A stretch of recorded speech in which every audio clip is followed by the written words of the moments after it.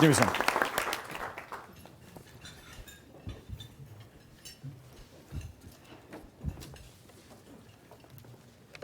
Well, good afternoon, everybody, and welcome to this year's, my fourth edition of the State of the Schools Address. And when I say 4 years to my wife, she says, really, it feels like 40. But I don't mean it feels like 40 here. Actually, the last 4 months felt like 40 years. Last night at home, at the dinner table, talking about today and giving the State of the Schools Address, one of my kids asked, are you going to tell a joke this year? Because you like to tell jokes. I said, no, I haven't been in a good mood for 4 months. And so I will have no jokes. And my children insisted on me telling a joke, so I had a joke off at home. And Wyatt won with this joke. Why did the tomato turn red? Because he saw the salad dressing. You laughed harder at his joke than at my jokes.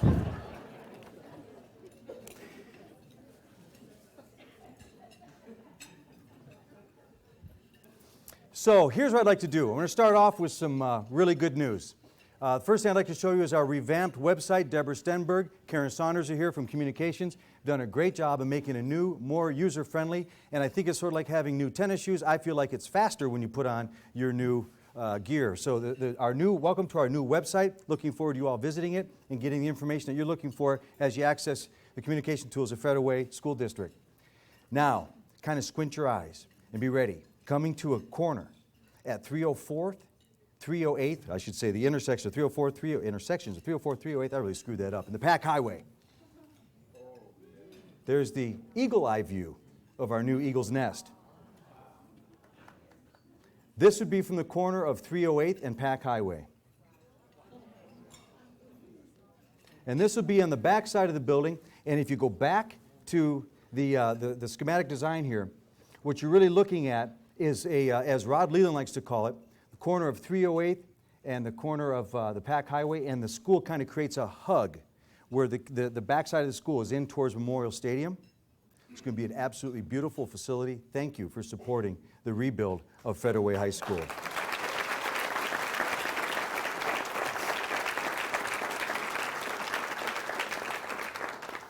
Some good financial news. So as you know, last year we were one of 7 school districts that participated in the Race to the Top district grant awarded by the federal government for a total of $40 million to be distributed over 4 years.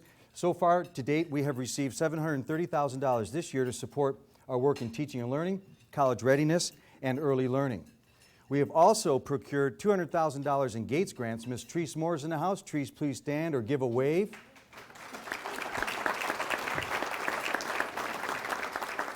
Our extraordinary Family and Community Engagement Office and leader, Treese Moore, has procured that $200,000. And is Luisa Sanchez here today? I didn't get a chance to see her if she came in, but Luisa is our new early learning specialist, early learning director, and we have a $600,000 Gates grant to support our P through 5th and 6th grade math work with our roadmap constituents, but we get $600,000 ourselves. Over the last couple years, 2 years ago, the community approved our EP&O levy that allowed us, authorized $53 million for our local efforts. But we've been able to refund through levy equalization and bond refinancing $20 million to the taxpayers of this community. This past year, we were able to refund our parents almost $1 million in student fees. We've restored high school staffing to reduce class size at our high schools. We've restored our elementary counselors and deans and restored elementary custodians that we had to cut 3 years ago when we were in the process of eliminating $10 million on top of the $22 million that had already been eliminated from the school district. In addition, as I mentioned a second ago, we've created for the first time an early learning department because we know that investment in early learning is critical to our students' success. And with that, we've been now able to add all of our schools are 100% full day, all day kindergarten tuition free. And yes, that's a hallelujah. In addition, through the work of Mr. Vince Blauser and our middle school principals and our high school principal at TJ, we are implementing the middle years program, which is part of the International Baccalaureate program at TJ, Totem, and Kylo, and we're in the process of doing the same at Todd Beamer, Illahee, and Sequoia for next year. So as you know, we have a very important vote coming up on February 11th, and that is to renew the funds that you approved 2 years ago for $53 million, which consists of 20% of our operating budget. Please do not forget to vote on February 11th. This past year, we've added some pretty exciting new partnerships to the Federal Way School District, starting with the work that Teresa's doing with the University of Washington and our parent-community collaboration, as well as our Gates partnership with them. University of Washington, Tacoma. We have signed a formal memorandum of understanding with their Pathways to Promise, which is opening more access to our students to attend UW-Tacoma. We have been selected as a group of 25 school districts throughout the country that are participating in the Minority Student Achievement Network. This group has been working together since 1999 on the difficult issue of closing the opportunity and achievement gaps. And Federal Way Public Schools was invited in and accepted into this prestigious network of schools this past school year. In addition, we are now partnering with Boise State University as we collaborate in the Global Partnership Program sponsored by Dr. Michael Fullen, the foremost authority on best practices and education reform on an international level. In addition, with that relationship, OSPI, the Office of the Superintendent of Public Instruction for the state of Washington, is supportive and partnering with us and that project with Dr. Fullen and Boise State University. The idea of this collaborative is to work with schools, school leaders, school districts around the world, 10 countries, 100 schools in each country, and all 37 schools in Federal Way are part of the 100-school cluster that makes up the United States representation.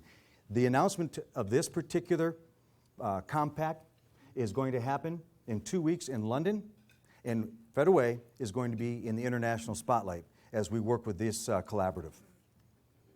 In addition, we have extended our partnerships not only with the Korean Consulate, but Korea University as we expand our student teacher intern program with the Korea University. We continue to expand our partnerships with our roadmap districts of Auburn, Highline, Kent, Renton, Seattle, and Tukwila. And we have just entered this year into Gates Early Learning Consortium. We've joined with Highline School District, the 3 school districts that were previously in the consortium, Edmonds, Everett, and Seattle. Great opportunity as we delve deeper into our early learning initiatives. And as you recall, last year, we had developed a partnership with Free the Children. And it's an international organization that puts on big celebrations. Last year was We Day Seattle, and it was a Key Arena on March 27th, where we sent 1,400 of our students to a day of celebration with speakers such as Magic Johnson, Martin Sheen, Mia Farrow, Coach Pete Carroll, Russell Wilson.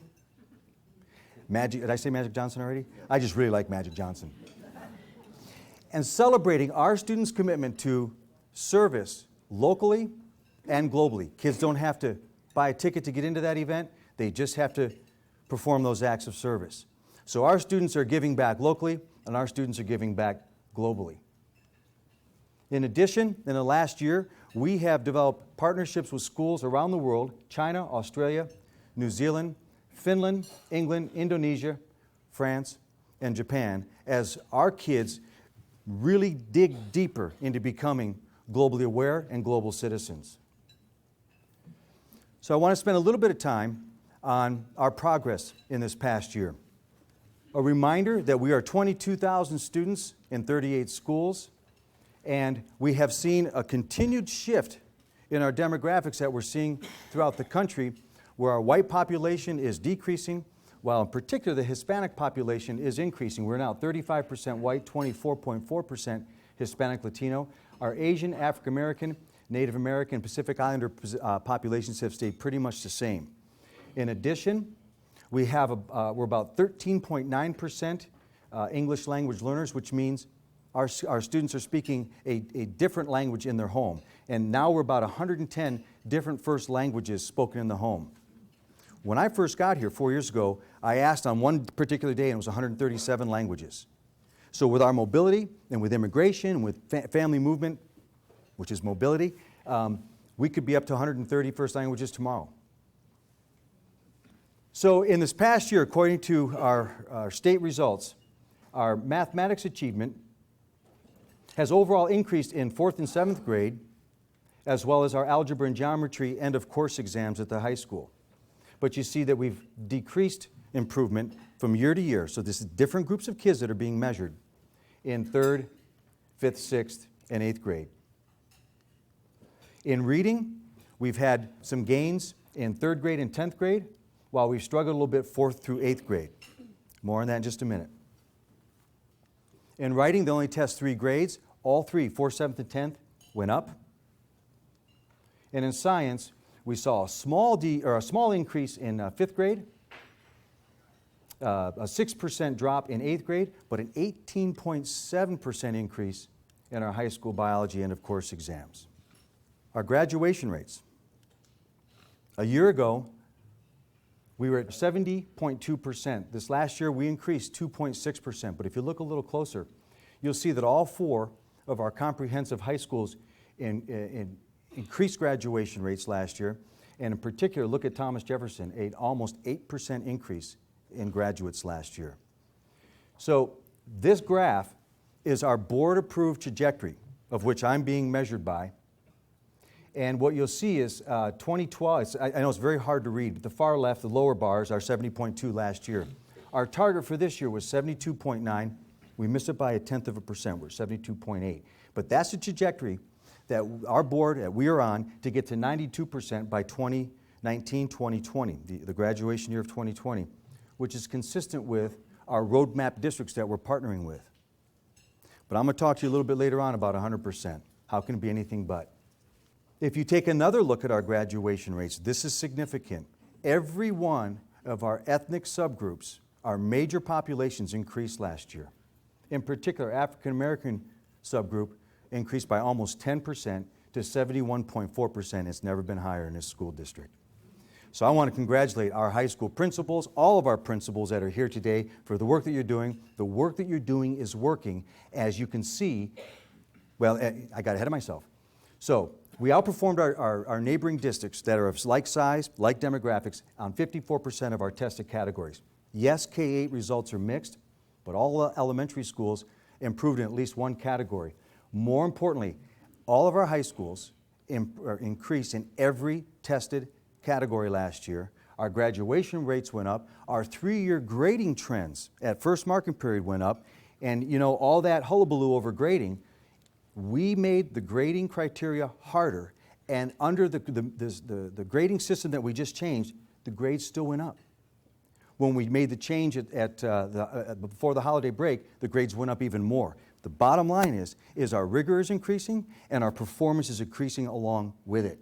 And the most significant of all is that our high school discipline is down this year over last by a staggering 41%. And what does that mean? That kids are being more engaged in school, they're acting out less, and they're staying in school. Ladies and gentlemen, we're on the right track. That's when you clap.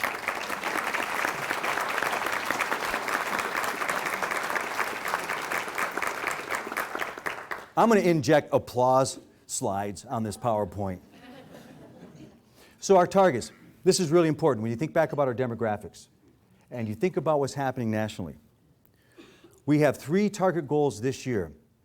Our targets will change from year to year depending on what the data tells us, and we will pick no more than 3 a year. This year, our target is that we will work relentlessly with our 9th grade students, incoming students, to be 100% on track for graduation, especially those that are Pacific Islander, Hispanic, Latino, African American, and American Indian, because those groups are struggling the most or have struggled the most traditionally.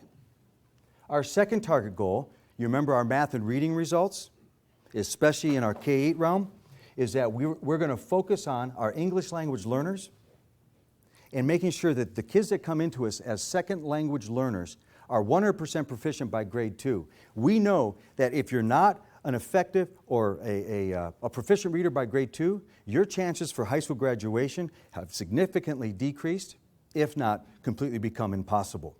We've got to make sure that our kids are reading at proficiency 100% by grade 2, which will make 100% graduation attainable. And finally, we are focusing on our African American, Pacific Islander, Hispanic, Latino boys in grades 3, 5, 8, and 10 in mathematics. And not only do we want our kids to be proficient readers and proficient in math, but they need to enjoy the subject matter. They've got to know why they're in school. They've got to know how this applies to their lives. We've got to engage them in their learning. When you look at international results, Thomas Friedman just wrote an article that I'll be citing in just a minute. And basically he said that the one thing internationally that's happening is that kids internationally are owning their learning. They're engaged in their learning. And we've got to be careful about being too focused on the tests, and we've got to be more focused on the students. We teach students, not content. Did you know this? That Federal Way students comprise UW-Tacoma's largest incoming freshman class over the last 3 years. And a degree from UW-Tacoma is a degree from UW. Did you know that our academic policy, academic acceleration policy, became state law last year? So our way forward, where do we go from here? We already know. This is all review from the stuff that I've been telling you from this podium for the last 4 years. We know that 67% of the jobs in our region require post-secondary education, yet only 24% of our kids go on to graduate from college.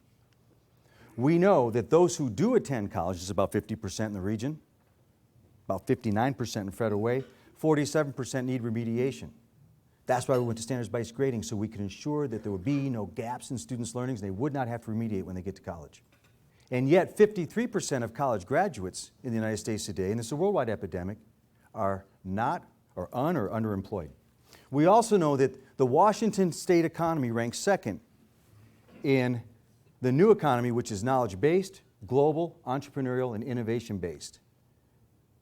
We know that companies like Boeing are international companies. In fact, 40% of our trade in this state is international. But yet, according to Thomas Friedman, globalization and technology are eating away at the middle class. So what does this mean for these kids sitting right here?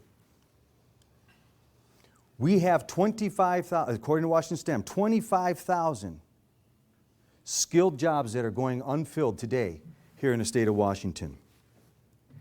And it's projected to become 45,000 over the next 4 years. I don't know about you, but really I have two goals. One, we tried to accomplish moving out here. We left Detroit because I was watching friends and colleagues, my age or older, that kids and grandkids couldn't stay in Michigan because there were no jobs. They were graduating from college and they couldn't find work in Michigan. One of the attractions to this region for us was the diversified and health of this economy. We knew that Seattle was going to be the first out. We knew this region was going to lead the way out. So goal number one is that I want my kids to graduate and have the skills to be employed. Goal number two is I do not want them returning to live in my basement. So that's why we bought a home with no basement.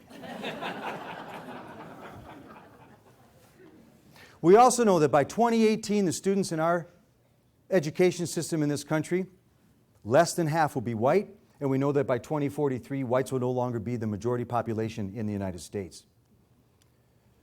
And at the same time, we know that kids born today, if you're an African American male, born in 1997, and you're today's senior class, you have a 1 in 4 chance of going to prison.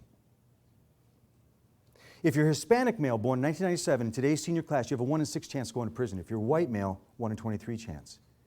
We have got to change the trajectory that our kids are on, or we are already going to become, not only are we already the most incarcerated society on the planet, we're going to become more so. And if it's not just the just thing to do, then who's going to take care of us as we age and we have a society that's overly incarcerated? More on that in a second. We also know that high school dropouts cost taxpayers between $320 and $350 billion a year and earn $200,000 less over their lifetime. And we know this. We know that our kids must possess the skills that only a diplomat possessed just a decade or so ago. They have to be higher level thinkers. They have to be problem solvers. They have to work collaboratively. They have to work and possess a diverse array of communication skills, understand cultural differences. They have to understand multiple generations because they're inheriting an elderly burden that has doubled since 1999. That'd be us. They must speak multiple languages, 2 if not 3 minimum. So therefore, our guarantee here in our school system to this community, in partnership with our community, is that we will offer a globally competitive curriculum that prepares our students for success in college career and global citizenship. We will be relentless in our commitment to improvement and student achievement. We will be equitable through excellence. They're not mutually exclusive. And we will engage our parents in our community, especially with the renowned community office, parenting and community engagement office that we have. So what does that look like? Our globally competitive curriculum means the advanced placement programs that we offer, International Baccalaureate, Cambridge Diploma at Federal Way High School, now the Middle Years program, which is the feeder to IB, as well as Checkpoint and Springboard, which feed Cambridge and advanced placement respectively. We also have one of the best AVID programs in the country. It's advancement via individual determination, and it's headed up by Miss Erin Jones. And we have 2 national demonstration sites at Totem Middle School and Federal Way High School. Relentless commitment to continuous improvement means we will put great teachers in front of our children every period of every day. I got to tell you, we have great teachers. It is no more pleasure for me, nothing more pleasurable for me than to get into classrooms and see the great instruction going on and see the interaction with our kids. We're headed into the Common Core state standards. We have no choice, but that's going to increase rigor. By the way, going to standards-based education a couple years ago got us ready for this move to Common Core state standards. We will continue our pursuit of implementing standards-based grading, and we will continue our work in our global initiative. We'll work with our partners in Race to the Top, and we will pursue technological innovation like what's going on at Truman High School. And is Donna Bogle here? I know she's here. The work that Donna, where are you? Please stand up, because the work that you're doing with your iPads,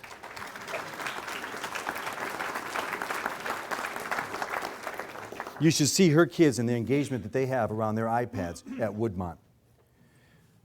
Our guarantee is that we will achieve equity through excellence, which means eradicating the achievement and opportunity gaps. Remember those graduation rates that we saw climbing. Remember those target goals that we're focused on. We are going to address the disproportionality discipline that's plaguing our underrepresented, underserved students, not only in this community, but around the country.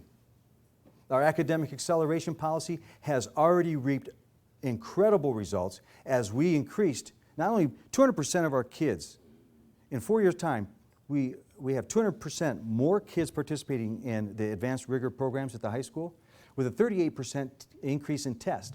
All kids take the test in AP and IB because the district provides that test fee for them. This earned us the distinction of AP Honor Roll last year by the College Board. And of course, we're going to continue this work on our focused target goals, because we believe that by addressing our students with those who are in the greatest need, that all ships will rise. And we're seeing the data to accompany that philosophy. And now is that part where you can clap for our Family Engagement Office once again, because Therese Moore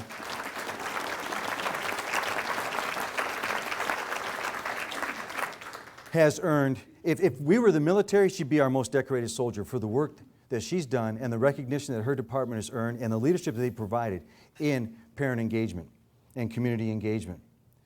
We are launching a new grading committee, and we want to engage our parents and community through various committees such as grading, fiscal, instructional materials, and we're going to continue to look for ways to engage our community in committee work. And again, a shout out for Citizens for Federal Way Schools. Please seek these ladies out and join up and help support our schools. If you'd like to be a mentor, we have Tracy Oster in the house. Where's Tracy? Give a wave. Communities and Schools.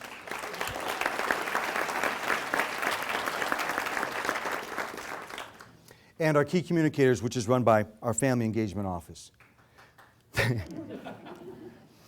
So I know I'm running out of time, and this is going to just take a minute, but it's something that I feel compelled that I have to do. I'd like you guys to turn and face the audience if you can. I know you're kind of in the middle, but kind of look towards the back. So here's what I want you to do, folks. We have 14 students here today. No, we don't. We have 12. I'm one of those math learners.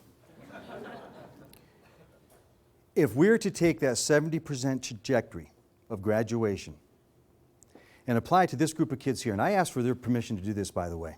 These are our leaders. These are great students. They're fine. They're going to graduate. But if we take our percentage that we've been working with, and it's been flat for many, many years, then I want you to take a moment right now. I want you to look them in the eyes. And I want you to pick the 3 or 4 that aren't going to make it starting their freshman year.